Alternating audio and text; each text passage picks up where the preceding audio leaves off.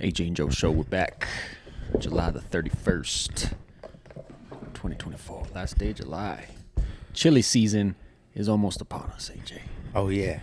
I was reading the autumn roast. I was reading just the other day. They're predicting it's going to be the best chili season in years because of the heat we've been having and the amount of moisture. Like, they're already, like, the farmers are, like, all stoked. They're like, have abundance. Go. Yeah. They have abundance. Not just quantity, but quality, they said, you know? They probably got these big old motherfucking peppers. Ooh. Ready to Love go. chili season.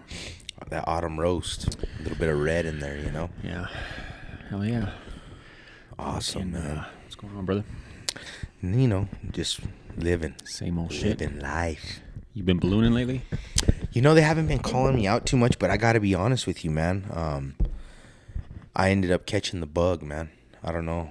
Remember last Monday you came, my cousin was sick. And it's been going around my work even before I was on vacation. Oh, shit. So, no lie, I woke up. So, we did podcast Monday. Mm-hmm. I woke up Tuesday, ballooned. Okay. Just so happens, horrible case of the cacti. Oh, fuck. The most cactus I've ever seen in my life. Fuck. Like, you know when you look at a grass field and you see grass? Yeah. This was a fucking cactus field, dog. And there was no way around it. You had to run through it. Yeah, dude, because the pilot had been kind of having a hard time finding a spot to land. What I mean by that is wherever the winds are pushing him, like at about the 50-minute mark, he'll start looking for a good landing point. And it could take him 5 minutes to 30 minutes. Yeah. But once you're hitting that 30-minute mark, if he hasn't found a landing spot yet, the pilot's like, fuck, I need to drop down somewhere because it's time, you know? Well, not, yeah, like what we were talking about, yeah, fuel the other day, we were talking about that. So the field that was available was a fucking cacti field. Cacti patch. Dude, I had never been so happy to have boots, bro. Because you know how I rock the big steel toes. What the fuck you would have done if you would have been in some tennis shoes? You're just fucked. Gotten stabbed I don't up. know. Yeah, I don't know. You'd have to quit, I guess. I don't know. Like, I can see just keeps going. Like, I can't go. Well, here was the fucked up part is that, like, so the field where we landed, just picture, you know, a big fucking lot field full of fucking cactuses. But the cactuses are... We're talking about those flat sons of bitches, right? Yeah, they're not higher than... yeah. They're like this. It's high from the ground pretty much, you know, but it's just full of them, bro. I've never seen no shit like that. It's heading towards like on Coors, heading towards the way South Valley, you know what I mean? Okay. Like, and there's some big empty lots. But so here's the fucked up part though, is that so the lot where all the cacti were on the very side corner right here, there was a spot that was the best, like the least amount of cacti. So ideally we were trying to we wanted to push the balloon because you can push the balloon like pushing a car is kind of how it is. But depending on the wind, if you have any kind of wind anyway, like the balloon will fucking move and you can't push against the wind because it's so huge. Too much. But how it works is the pilot, he lands and then he's grounded, right? But the balloon's still up, so he hits the gas a little bit, just starts to lift, you know, and then you can push it. Yeah. If the wind's not pushing against you. Well, the wind was fucking pushing against us, bro.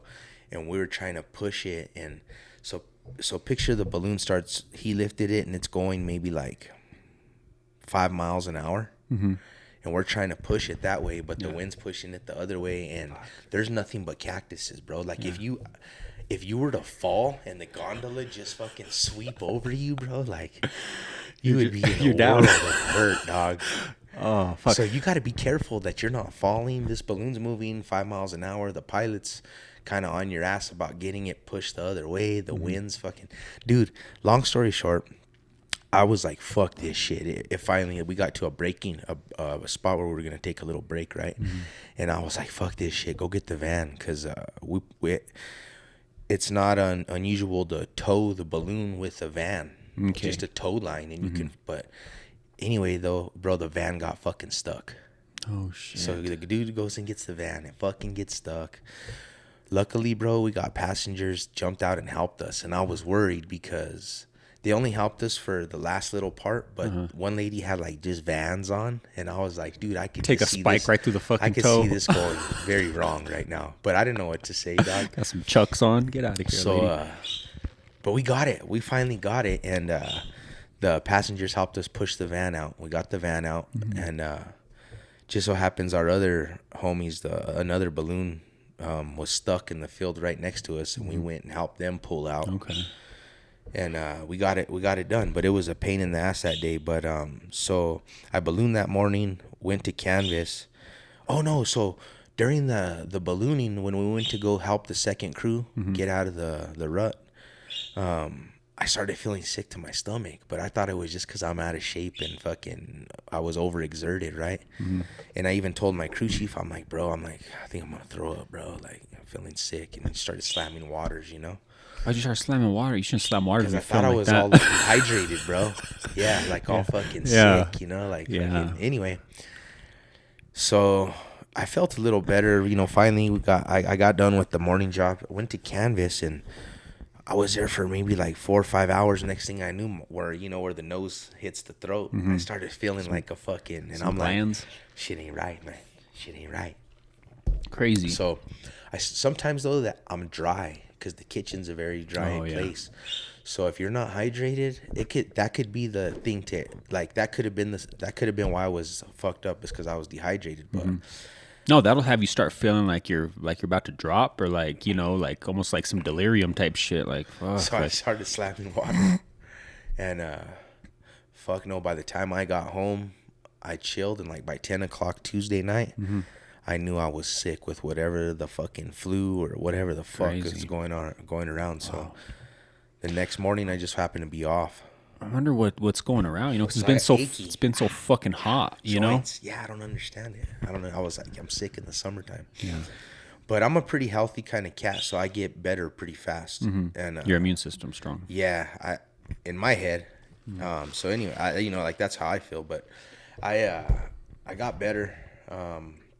But you know what did happen though? So I got better to the fact where like I wasn't feeling sick, like aching or nothing, but my sinuses. Okay. As far as I couldn't taste shit, and I was stuffy, you know. But I got to the point where like I couldn't smell or taste anything. Damn, that's why. But that's back. My taste came back yesterday. Oh, okay. And my voice and everything, where I felt like yesterday I was feeling like pretty much 100, and today I feel 100. But nice. Anyway, I had got sick last week was the point I was trying to make on this whole fucked up story. Going back to the balloon thing real quick. So like, how many people were on your crew that day? Like you and how many people were on foot? Working or on foot on the ride? On foot trying to. I'd say I think 3 passengers hopped out. So you got me, my crew chief, and the 3 passengers. When you're coming up on that cacti patch, is it like a pretty much like both you guys at the same time, you have the same feeling about it? Like you're like, oh fuck, like you almost like kind of stop in your tracks for a second and like, how the fuck are we gonna for us or for the passengers? Just in general. The balloon's kind of moving, so we're trying our hardest to push it, and then like you're literally trying to jump over like cactus patches and shit while you're doing all this. Yeah. But once the passengers started helping, we were able to. The weight really helped push the balloon. But beforehand, it was to the point where I'm like, bro, like this isn't working. Like I'm trying my hardest, and like. Yeah. And is it a possibility you might have to tell that fuck you got to pull up, you got to get some height, and we got to find a different spot? Or at that point, that's the spot. No, yeah. So basically, he's like, the pilot had told me, I cannot get no more west. If we can't push this fucker, we're dropping right here. Is he yelling this or is he on the radio? No, he's like, I'm this close to him, so he's talking to me just like normal, because he's already grounded. Yeah, and he's like, we're gonna try to push this. Like he's like, he asked the crew chief, hey Frank, is there a better spot? Frank's like, yeah, there's a spot where we can lay down over there. All right, well, let's try to push it over there. And then he turns to me, Abel. He's like, Abel, I can't get no more west. Like I was telling you, he's like, if we can't push this to that spot where Frank wants to, we just have to drop right here. Yeah, but like, aren't you concerned like with the cactus fucking up the fucking envelope or whatever the fuck it's called? A little bit, but that's their problem. No, that's kind of like my problem, I guess. So if it punctures a bunch of fucking needle holes in the fucking, you know what I'm saying? So it's too strong kind of for it to do that. Oh, okay. It's pretty pretty strong shit, like tarp kind of shit, Yeah. you know. But I mean, it could happen, and it does, yeah. And then they just have to repair it, bro. Yeah, Oh, shit. yeah. That's wild. But that would be like us. It would take double to triple amount of time, and we would just have to try to deal with it. You know? Fuck. Yeah, that's crazy. Fucking. So you haven't ballooned since then because you're just back to normal now. Yeah, exactly. And so they haven't. They didn't call me out yesterday. Maybe they'll call me out for tomorrow. I'm not sure. Yeah. But something exciting happened to me yesterday. Oh, let's hear it. I got nominated for the Chef of the Year for it's called the New Mexico Restaurant Association. Hell yeah! Congratulations, brother. So what is that? So you're nominated. So people who votes on that? I think anybody who wants to. Okay. Yeah. Shout out to everybody listening. Where do you go? I don't think the voting's ready yet, but there'll be a link and it's the New Mexico Restaurant Association. Okay. Hell yeah. We'll keep everybody posted on that. And it's just a big nonprofit organization, but they do it's like a big old thing every year. Fuck yeah. But, how did you get notified about that? So I got notified through Cisco Foods, my food rep, Tim Meyerson.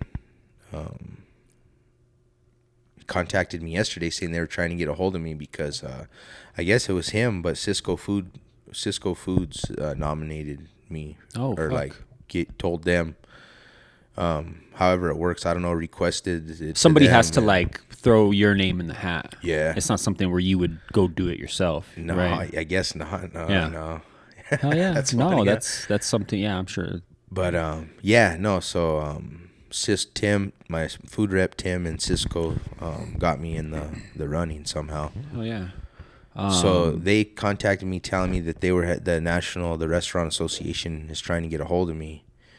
And so I reached out to the lady they told me to call, and she sent me an email yesterday, and I got this big old email thing, and I had to go on there and fill out like my info, but then some shit about me and like what I got going on now and things like that. Like so it was pretty cool. Yeah, your gig and everything, like what you do there.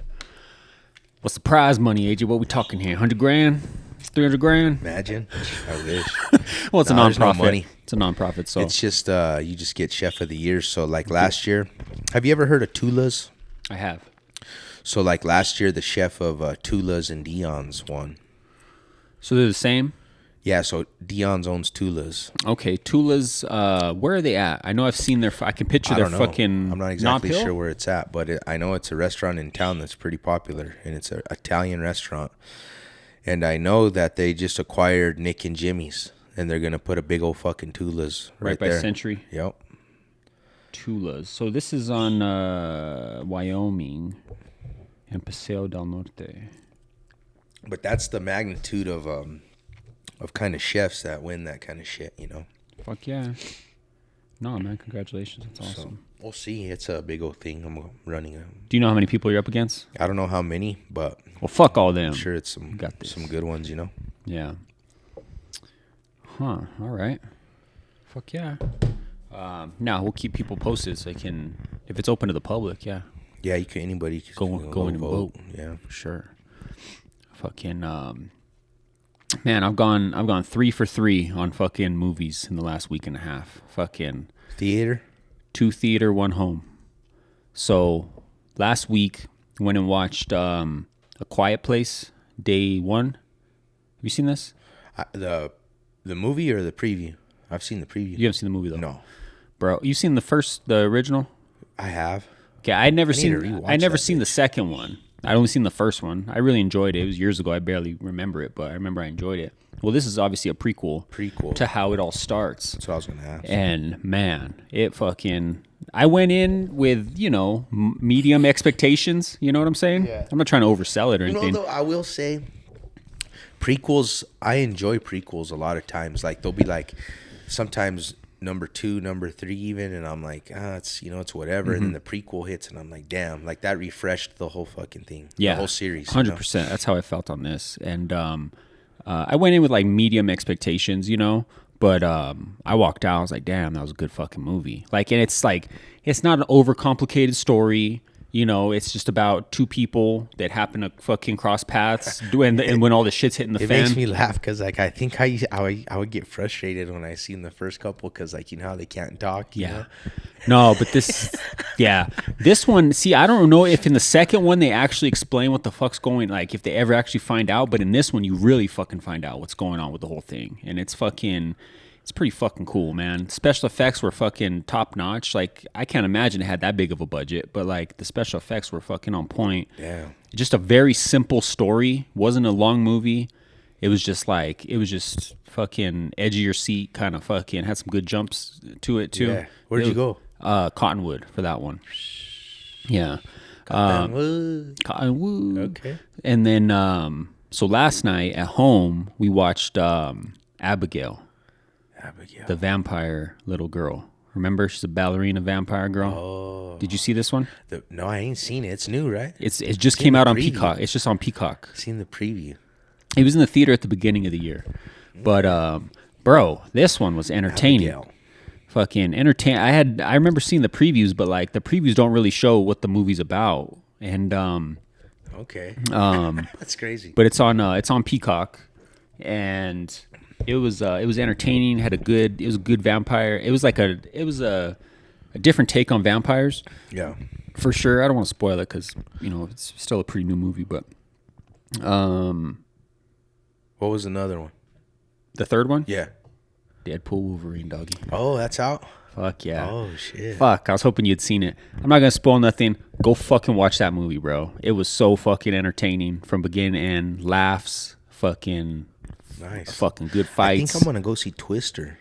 I heard it sucks, bro. No way. I heard it sucks. I heard it sucks. Yeah, I haven't heard shit.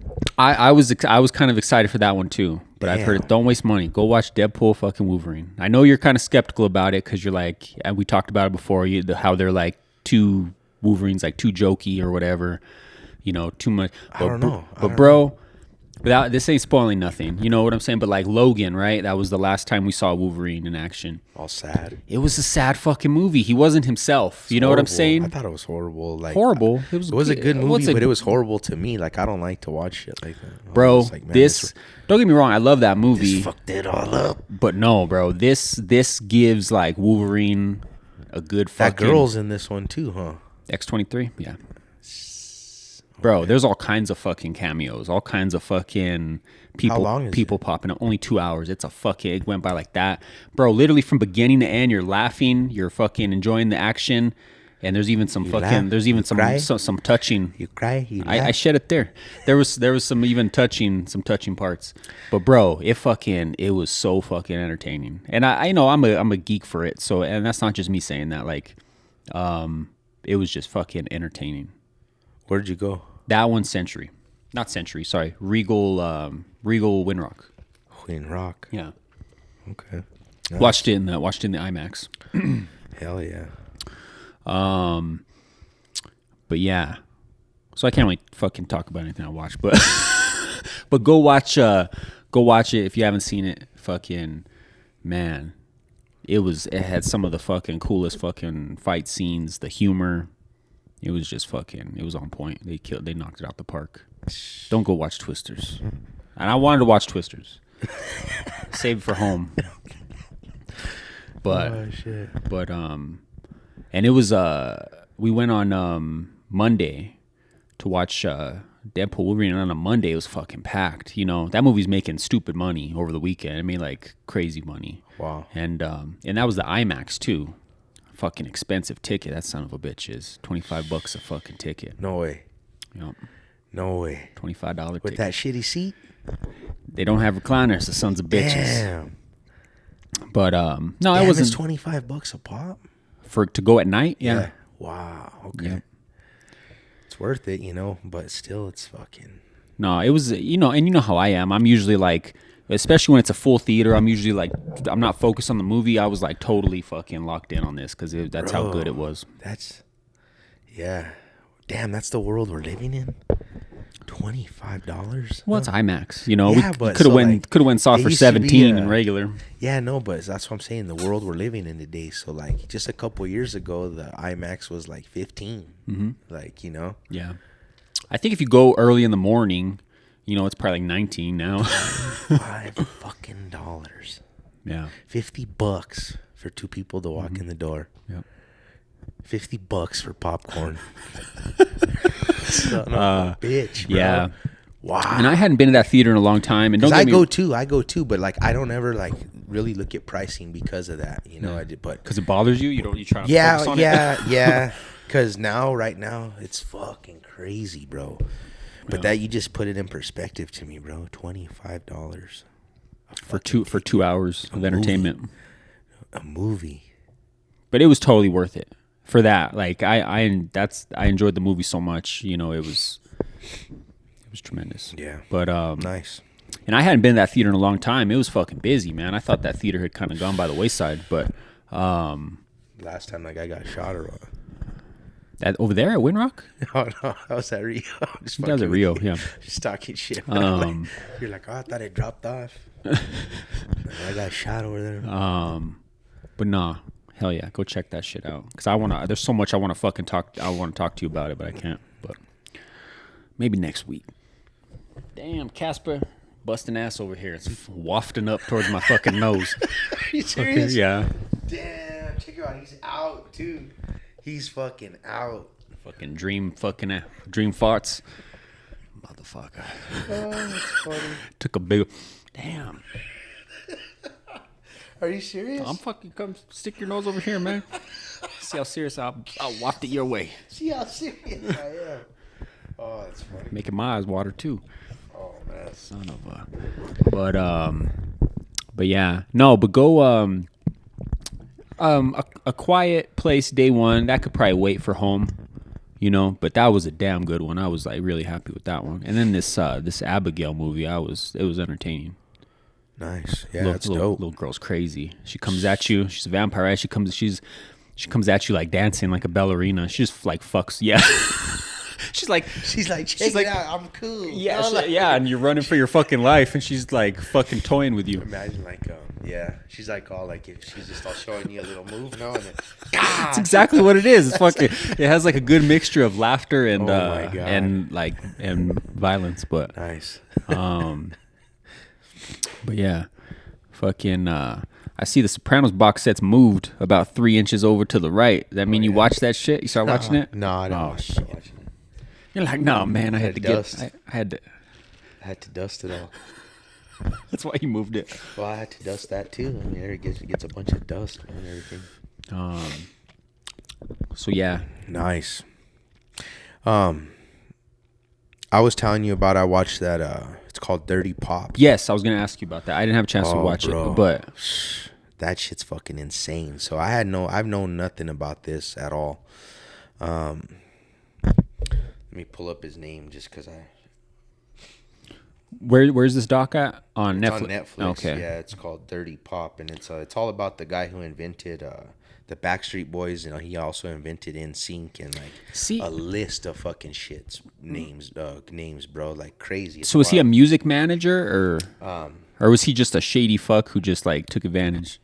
Because like after you told me about that, I was like, when we were younger, right? So that was like what? We were like in 8th grade when NSYNC, Backstreet Boys, Britney Spears, and you know all them were all coming up. But when we were that age, how come that wasn't common knowledge that it was the same fucking person behind it all? You know what I'm saying? Like they made it seem like it was. So that was his ploy on making money. He was a genius, bro. So he created like a rivalry intentionally? That's fucking nuts. And at the time, he had Backstreet Boys in Germany. Okay. And NSYNC was in the U.S. So correct me if I'm wrong, but didn't Backstreet Boys hit a little bit like a few months before NSYNC did? Like, yeah. Okay. So his name is Louis J. Pearlman. Okay, I've heard this name. So this fucking dude, bro, is a mastermind. He's like a fucking he invented this Ponzi scheme. And it's the longest running Ponzi scheme in the fucking country. It's 40 years long. But so this guy, they don't talk too much about his early fucking shit. But dude, he was a poor young dude. And his parents, they lived in a 1-bedroom apartment, bro. Mm-hmm. And Anyway, so he comes from that. But somewhere along the line, he invented this scheme where he said that he has this company. It's called Contran was it Transcontinental? Yeah, Transcontinental Airlines. Okay. And what he told people he did was buy planes like on the cheap, more or less, kind of like if you can buy airplanes at the auctions and shit, you know. And he this was one of his schemes. He owned a business where he bought planes and then like he fixed them up or like and then turned them or bought nice planes. However, he bought planes and then he rented them to airlines and wealthy people. So like say you're rich and you need a jet. That's who you. This is like in the early 90s, late 80s or late what? 80s. Yeah, 80s. Ain't that funny how you could totally do that shit back Yeah. then? Like some dude just had planes that he And fucking so- lent, like American Airlines. Yeah. Fuck. So, but the whole thing is though that it's not true, bro. It's not. It doesn't even. But you're right. Like at that time, you could do that. But Yeah. with this guy, it was not. It was all fake. Well, like you always say, the proof's in the pudding. Like when it came time to do business, where do you have the? He's like, oh, my plane's in the shop. No, well, like so. For instance, like he said that he had that business, but like he didn't have to have it because like so he. What I mean by that is that was his ploy to get investors. So this guy had like he was a mastermind, bro. Like back in the day, you could manipulate shit like this, bro. He would take pictures of model planes, and fucking it looked like fucking real shit planes, bro. And he'd have pictures of his fucking jets and his planes, and he would fucking just cut off where the hand's holding the back fucking fin, bro. And he'd put it in front of the airport, bro, and take pictures and like Original Photoshop. it looked, yeah, original Photoshop, no shit. And he was a mastermind artist. He could fucking copy seals like bank seals and fucking legit paperwork, fucking stamps and shit. He could fucking write them out, bro, and they looked fucking 100%. He could get loans from banks, bro, for $1 million, bro. He would manipulate some seals and shit and say like he had this going on in Germany, and he could call Bank of America and fax some shit over and get approved for $1 million loan and shit. But this guy, I could talk about this shit all day. It's a three Part. 3-part 1 hours each fucking deal. So my question: so is it more about him, or No, so- they just give like a background on him first, Yeah, and so then they that's get the into background on okay, him. So he had that business, and then he was the first dude who did the blimps. okay. So the Goodyear. he was the owner of all that shit, fucking, and he had hangars where like he had the fucking blimps and shit, right? Well, he had the blimp business too, and what he did with But that was legit. He actually had a blimp business. Yeah, that was Okay. legit. But he fucking wrecked them all, bro, and fucking collected all the insurance money on those. Is what ended up happening with the blimp business. Blimps. How come we don't see fucking blimps They're anymore? dangerous as fuck. That's why. Coming from a balloon Yeah, man. yeah, Those are he- dangerous. Well, that's why, and he fucking wrecked all the blimps and made it seem like if it was legit and got all the insurance money. Wow. So that was one of his fucking schemes. But he was such a good businessman. Like he could talk to people and they would fucking throw him their money, bro. Over the whole scheme, he schemed 300 million out of people, and this was all before 2015. Damn. And so money was worth a lot at that Oh time. yeah. So, Probably double that. but this fucking dude, he got all his idea from New Kids on the Block. Okay. So he saw New Kids on the Block, seen how much money they were making, and so he had the plane scheme, the blimp scheme, and so he had a bunch of money. And in his head, he saw New Kids on the Block, and he said, "What the fuck? I'm in the wrong business." yeah. He's like, these kids did. He's seen how much and it says how much like album sales, touring, merch, all that kind of shit, right? And it's like 280 million, like or some shit. And this was fucking 1990. Yeah. And so in his head, he was very smart, bro. A light bulb went off. And so he sent out a talent search thing saying that he was looking for a fucking young boy's talent. And he created fucking Backstreet Boys was his first fucking thing. Shit. And he lived in Orlando, Florida, right? Okay. And he basically started his own music fucking company Okay. in Orlando, Florida. And so he created Backstreet Boys, and then they weren't doing so well in America, and so he sent them over to fucking Germany, and they just started fucking just blowing up like crazy, bro. And so then in his head, he's like, I need to think on a bigger scale. He's like like big huge companies, like say like Procter and Gamble, they don't just have one kind of soap. They have fucking. He's like, so I need to make my own comp. I need to own the other. Yeah. So then he put it out just the same way. But And NSYNC, then what was a success initially in the U.S.? Like, no, they had a hard time too. Yeah, Okay. but still, once he starts building them, bro, and then after that, bro, like I can name a list of bands, bro, like I forget their names, but like in the 90s, like he owned like 10, 11 other crazy boy bands. There was a bunch of other boy bands. They weren't like big groups, And, but there was like a few of like three yeah. and shit, and like And there was even one, I didn't know this, NSYNC was part of a fucking girl group band before she went solo, and he owned that. you said NSYNC. Who? Britney Spears. Oh, Britney Spears. Okay. He owned that band, but she went solo. Britney. So what was his scheme with these? Like, how was he? So he wasn't giving. So basically, he was keeping most of the money that the bands would make. He would sign them to like was it in like writing and shit? Is that how he had was? them, bro. Yeah, he had guaranteed contracts, but also he would do crazy shit, bro. Like he had it in writing, like it was all in the contract. He was the sixth member of the band, like that. So he was the owner and did all that, but also he had it all in the contractual stuff. Like if he was a boy band member. So he was the sixth member of Backstreet Boys, the sixth member of NSYNC, The lost member. and Fuck. So on papers he was he would anything So they would get, that he also entitled would him get. to even more money, right? Because not only Yeah. was he the fucking founder of them, but he was also a participant. So they ended up just suing the fuck out of him too, like fucking. And they won, right? Both of them, didn't they? Not really, they won, but no, they kind of settled. It was So all like they settled. lost out on a ton of fucking money. Yeah, but really though, at the end of the day, he created them. Like, But how fucking- far along in there was this already towards the end of like when they were kind of fading out, or was it? Did they still have like a lot of room for success when they finally caught on to his bullshit? Yeah, and it sued was him? in the middle. Oh, okay. Yeah. So they still And let me made. tell you this: they didn't get that bad of the deal. The boy band guys. Yeah. They didn't really get it. There wasn't like a big, and also too, there wasn't like funny business shit involved. Like these kids were treated well. Like this guy wasn't like a sicko. Oh, And okay. he didn't do drugs or drink or nothing. So It's all about the money. yeah, like honestly, like when you look at like this as a whole, the band members, they were treated pretty well. They just got boned out of some money. And Yeah. at the end of the day though, like people say this guy, some people say this guy wasn't that bad of a guy, which he was, because he Ponzi schemed a bunch of rich people out of their money. But like on the boy band side, people were saying like this guy gave him, He helped create a whole fucking like a rebirth of that genre. yeah, but also like he paid for they had full music coaching, full dancing coaching, full nice places to live, traveled everywhere, ate at the nicest spots, and Lou paid for all that. You know what I mean? So Lou paid for all that, and then at the end of the day, when they got their check, they're like, "Fuck, this ain't enough." But in Lou's head, this is what he would say as far as the boy band thing.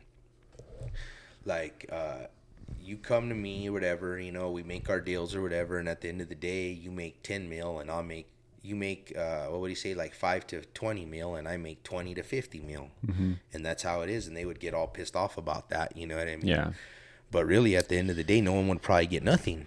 You know what I'm saying? Without Like, if he wouldn't have. So the boy bands, they got the better end of the stick for sure, because he didn't Ponzi scheme. He did a Ponzi scheme a couple of them out of their life savings, but that got real close with him. So he had him like he's like, oh, here, let's take your money invested in this other or opportunity. start that I have. another business or whatever Yeah. and shit like that. So is this documentary trying to like is like the tone of it saying that he actually wasn't that bad, or it's trying to like No, it makes him look like a piece of shit for sure. Yeah. But there's a couple like people that worked for him and lived with him, around him and stuff, that they're like, I won't say anything bad about Lou, but he was a piece of shit. His best friend ended up killing himself once he found out. Well, he's like a These scam people artist at the supposedly end of the didn't day. know that fucking this guy was such, like, even people really close with him weren't aware. That's of how good the he was, scam. right? Yeah.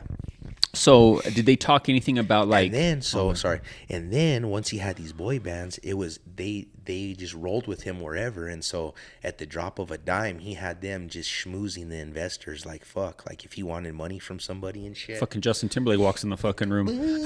Papa. Yeah, start singing, bro. fucking dancing. No lie. Fuck. So, did they talk anything about like who, like under the time when they were with him, did he like own their music too? Oh yeah. Well, technically he was Oh, a yeah. he was a Yeah, member, they so had like to- the music industry's so even when fucking they crazy. settled and stuff, he was still like a sixth member and all that stuff. Yeah. Like they had to. It was like settling, you know. Wow. But then he just kept making more and more bands. Is he in prison? He's dead and he died in prison. Yeah. Okay, so All delusional, still thinking he was like some crazy like wow. rich. So what boss. did they end up finally getting him on? He Ponzi schemed like all kinds of people out of their money, bro. Like all their money. Like Yeah. rich people would give him. It turned out like it got so crazy. There were like people would show up at the supposedly office, bro, and there'd be like a line of 20 people, bro, waiting at the office that Yeah. were fucking wanting to know where their money was, bro, and like hundreds and hundreds of people he had schemed out of all kinds of money. Old ladies crying, bro, that they just, this one lady's like, I wish I would just fucking die in my sleep right now. Jeez. She's like, we don't even have anything. We gave him everything. Yeah, like, So what do you think's going through? Do you think he was just such a fucking like? Because that's like a sociopath, right? Like you have no empathy, no emotion for other people. Like, do you think he did you get the impression that like? Do you think it bothered him at the end of the night? Like he was worried that he had fucking 100 people like looking for him and fucking, or he was just rolling with it. He just didn't give a fuck. I think he didn't give a fuck, bro. Yeah. That's wild. Do they have any like interviews with him from back in the day? Like, No, but you know what they do? This documentary, the technology today's Mm-hmm. so crazy, bro. They fucking they deep fake him, bro, because he's dead. Yeah. But they deep fake him like sitting at a desk and he's like explaining like, I did this, and it's a deep fake. wow. Like, I'll show it to you after the podcast real quick, a little part, so what I'm talking about, so you understand. Basically, though, he's sitting at a desk, and they'll be having him explain some shit that Yeah. he did, but he's dead, bro, and it's a deep fake of him. Yeah. Crazy. Wow. So they did that And it's just the first documentary I've ever seen them do that. so they just did it for kind of the this dude's a loco. First he's licking the back of my ankles, and then he moved around to the front. He's fine. I couldn't see what he was doing. But so do you think they did that for like just dramatic effect to kind of like?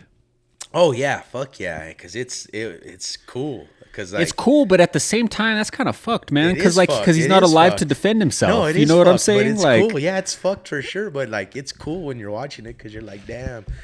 He's like, what did I do? He's like, I didn't do nothing. He's like they'll be having him talk. He'll be like, they made.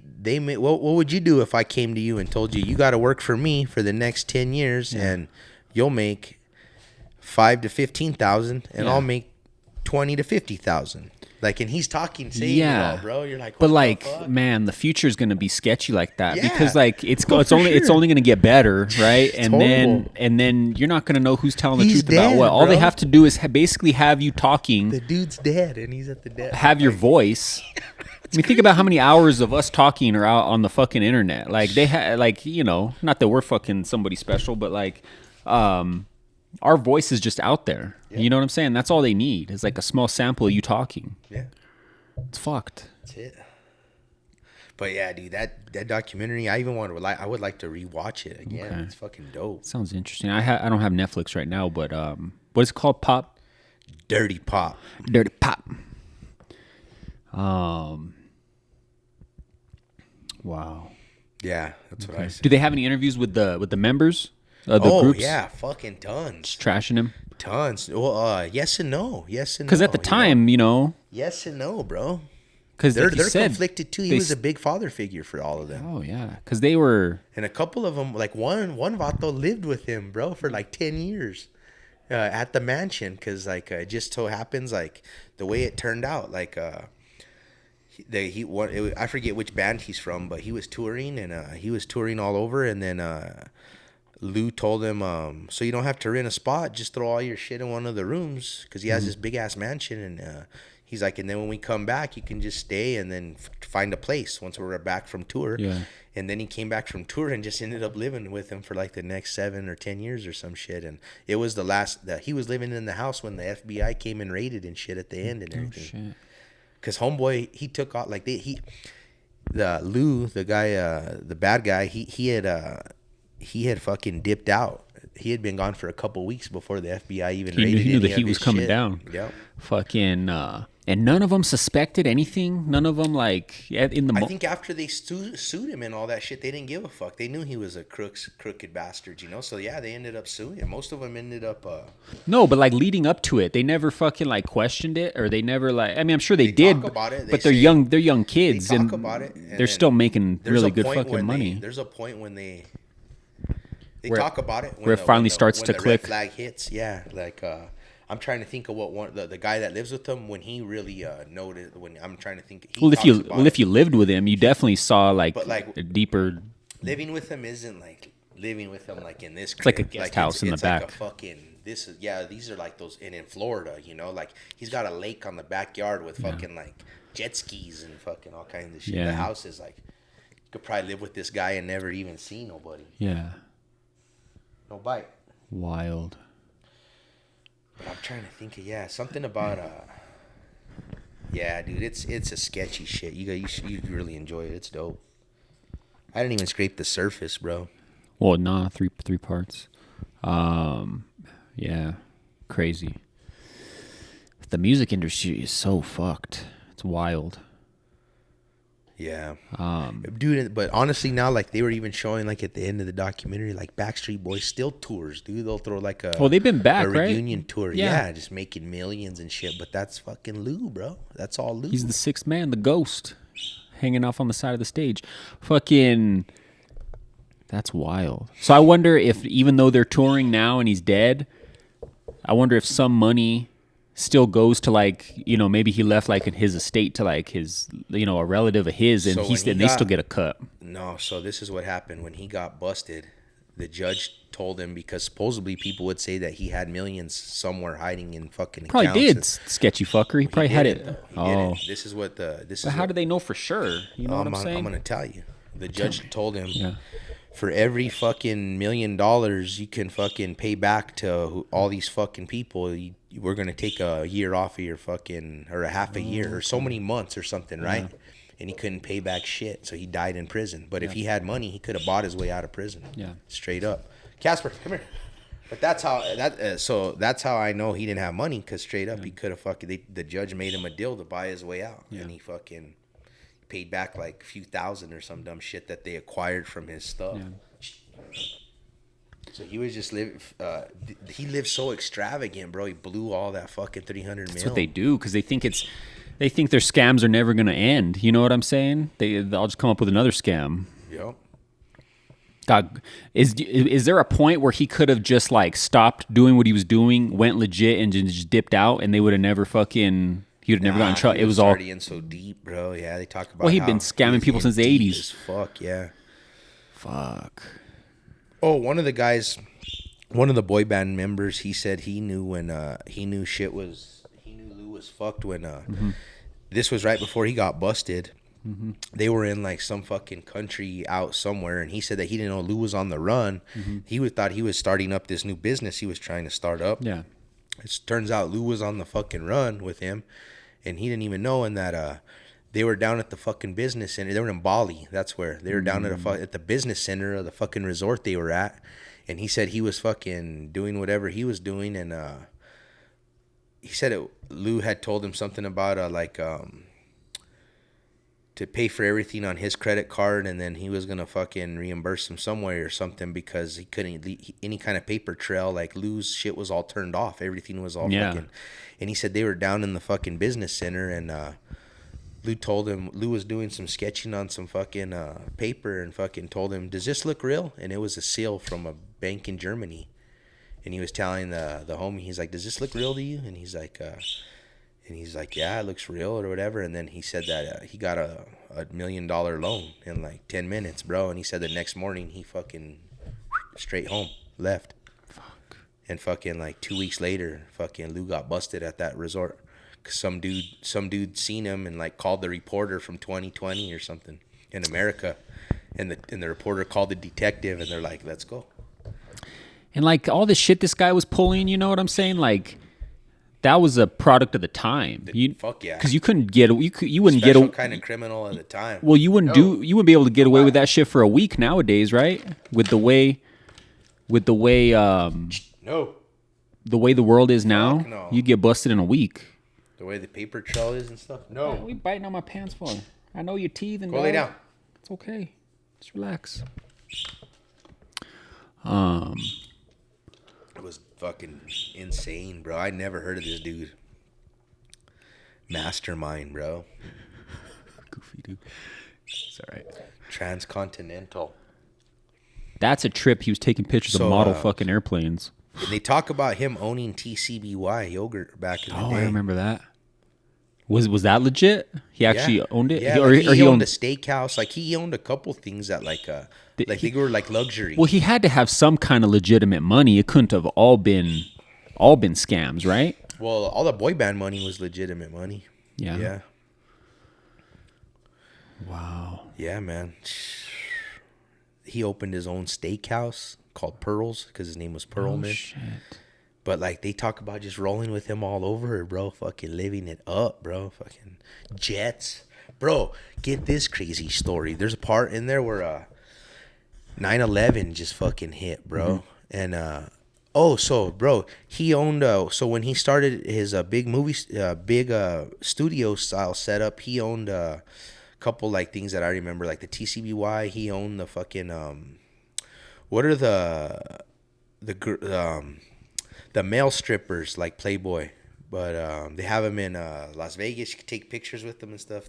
Not the Chipmunks. It sounds like Chipmunks. The fucking Chippendales. Chipmunks. So he owned those motherfuckers. Like, he owned some big okay. shit, bro.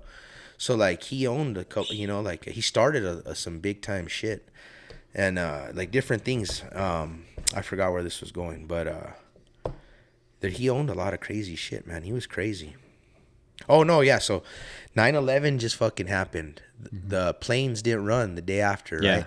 Well, the boy band, one of his boy bands were, like, stuck in New York, and he needed them to get down to Florida for something, like a concert or some shit, or he was going to lose out on some shit or something, bro. Everybody was grounded. They called him, the boy band. They're like, what was his name? Lou. They call him Lou. They're like, Lou. They're like, we can't get over there. He's like, let me make a call. Bro. He fucking calls President Bush, bro. This is how connected he was. Fuck. He calls President Bush, bro. And fucking the boy band says, next thing you know, bro, there's a fucking jet with military escort, bro. Fucking no shit. There for them, bro. And fucking Luke calls him and tells him, I got only plane in the sky. I got it figured out. And they flew the fucking boy band down to Florida, bro, with the fucking F whatever's fucking escort. On fucking the day after 9/11. I was gonna say, because, like, he had to have been, like, so connected on so many fucking levels. Big time. And then all the shit hits the fan, almost like, but kind of like an Epstein deal, but not sexual shit, like other crazy racketeering, fucking charging, And he never had no accomplices. It was all him. Rolled by himself, bro. Well, he had a couple, like his best friend that killed himself, rolled with him real tight, and bro. he knew everything he was up to. At the end. Fuck. And his mom, he had his mom invest all her fucking money into Lou's deal, the best friend. That's why he killed himself and shit. And by the end, the very, very end, like when the friend knew and shit, like he fucking like showed up to dinner acting all crazy. The boy band guy said, like, this dude's usually all dapper in a fucking 3-piece suit, bro, ever since he's known him. And then one day after he found out, bro, like he just shows up with like basketball shorts and like all talking a bunch of shit and like all fucking beard and like telling the boy bands, like, you guys don't know, you're gonna fucking find out, like fucking sitting there like at the dinner table and shit. Killed himself. I'm surprised he didn't go try to kill fucking Lou. Took all his mom's money. Yeah, it was just conflicted. Fuck. Crazy, bro. And those ones knew each other since they were kids and shit.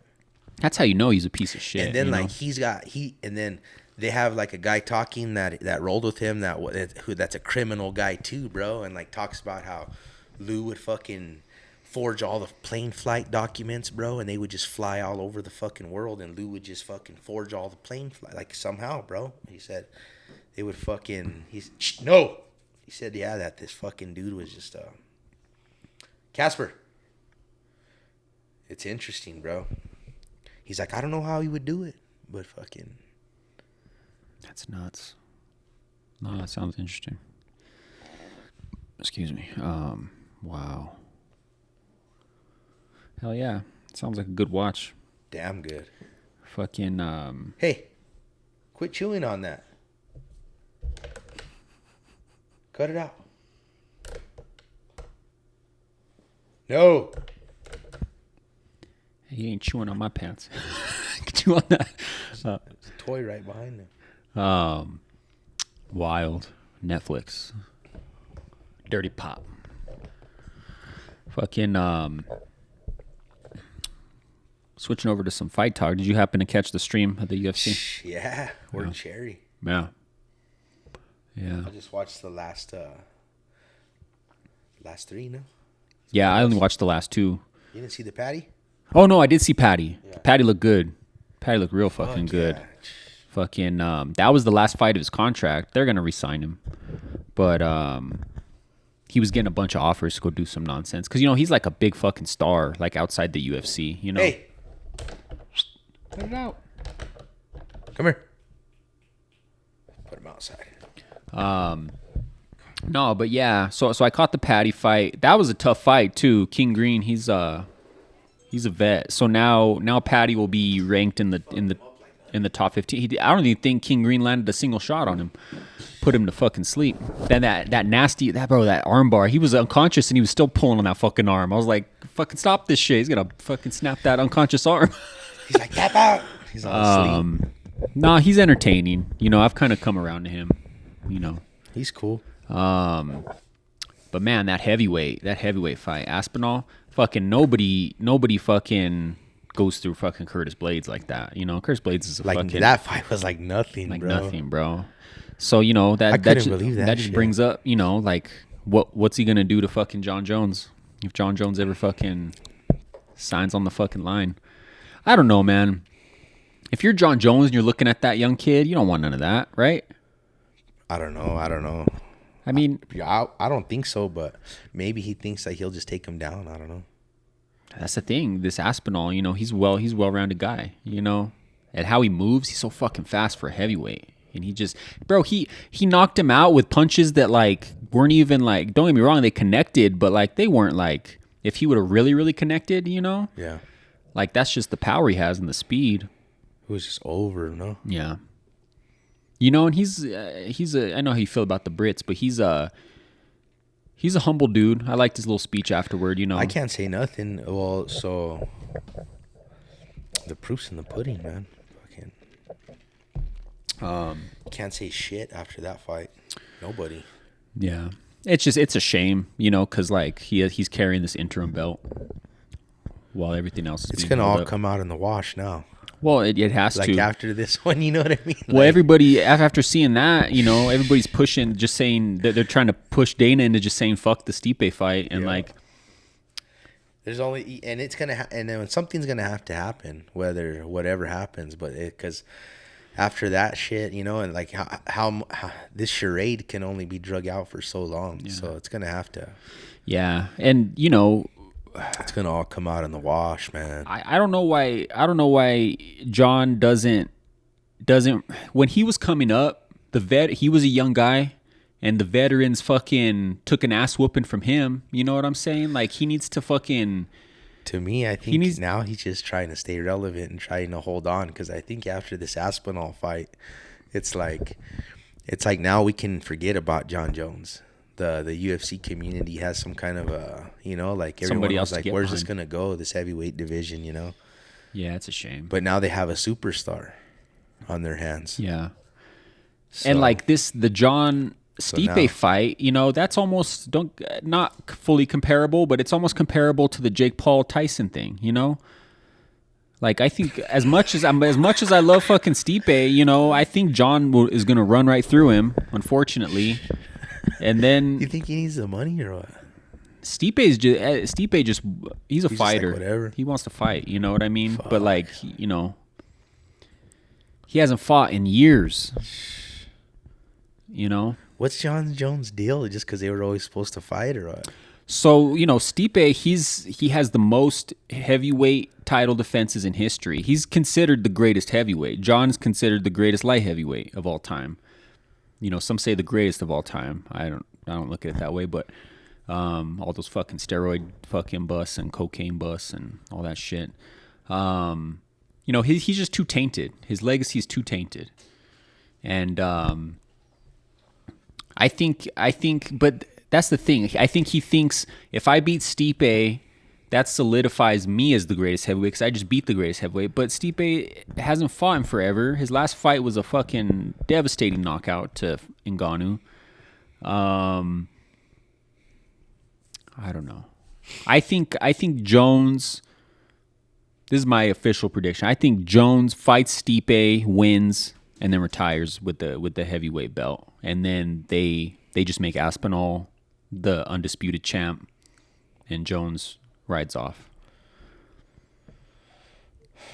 I don't know. Yeah.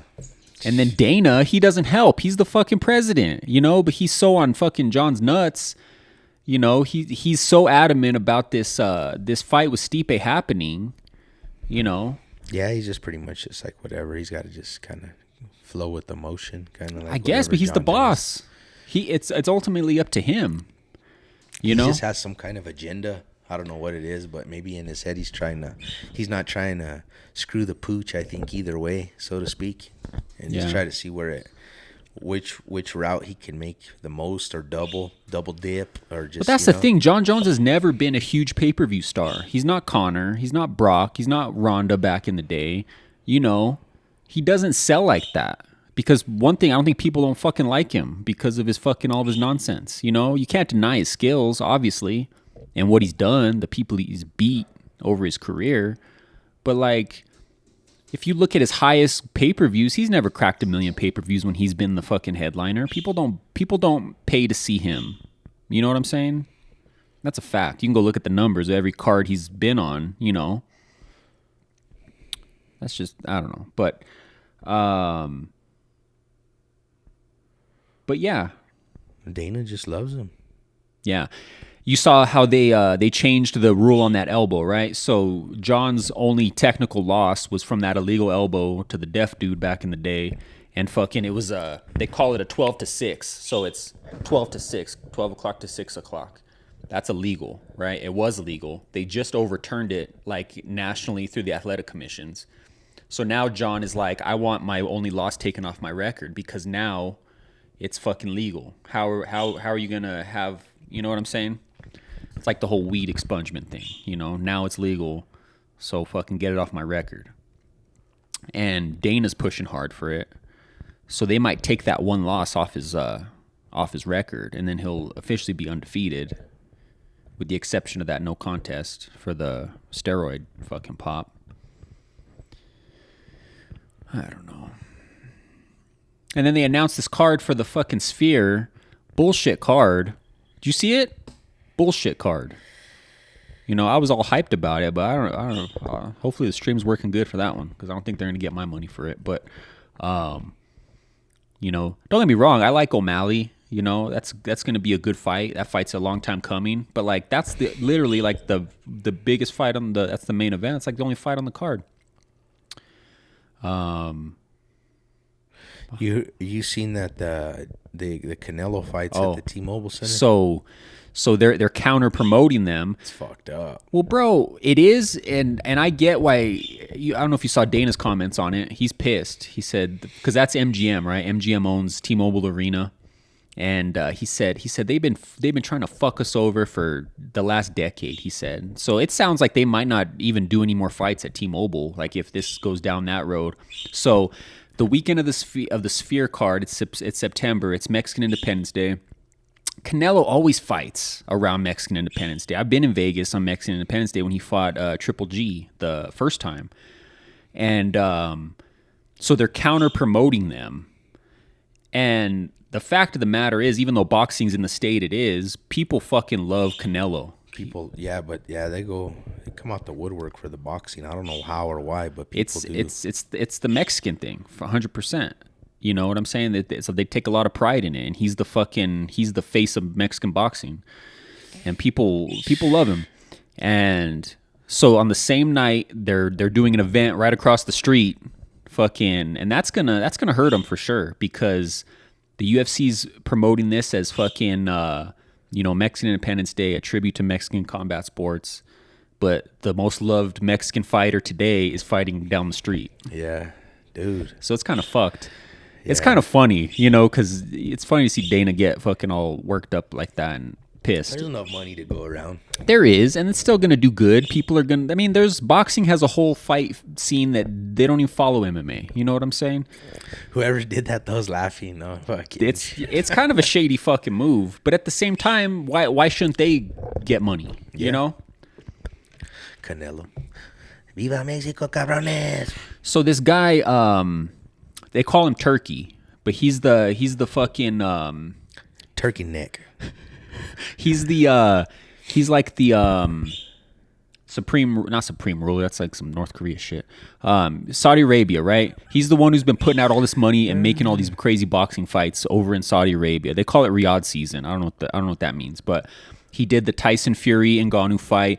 Bro, this dude throws down fucking money. He's a huge boxing fan, apparently. Yeah. He fucking loves Canelo. Oil man. He fucking, he just has money to burn. So come to find out, this UFC event, he's fucking bankrolling this shit, bro. He's which one? For the Sphere. So he'll be there all happy, no? Bro, he's going to be there. He'll probably be going back and forth because he's a big Canelo fan. That's too. Crazy. But, so I don't know if you know who Terrence Crawford is. He's like regarded as like the pound for pound best boxer right now. He's been around a while. I might know who you're talking about. T-Bud. It's a black guy? Yeah. Yeah, I know you're talking So he's been slowly moving up in weight, right? He has a fight this coming weekend actually, and then Canelo has the fight next month in September. And this Turkey character, fucking he came out and said that if both of them win their fights, he's gonna put that fight together next year, and that's gonna be the biggest fight in boxing, Canelo and Crawford. And he flat out came out and said, I'm not negotiating with promoters. He said, I'm gonna go straight to Canelo, and I'm gonna put a number on a piece of paper, and all that money's going straight to him. Same with Crawford, bro. He just has money to burn. He doesn't want no middlemen, no politics. He said, fuck all that. Let's fucking get down to business. His name's like something a la Turkey. He wants to talk turkey. Yeah, he's about the turkey. Gobble, gobble, motherfuckers. But, so that's a good, hopefully Canelo wins, Crawford wins this coming weekend, because that's going to set up a huge boxing match next year. And like, Canelo, he's still got it, but he's getting up there too. He needs to start fighting. Like more frequent? I think just to seal his legacy and everything that he wants to do. If he wants to accomplish what he wants to do, he needs to start fighting. Well, this, if that fight ends up going down, Crawford and him, that's going to be fucking huge. But yeah.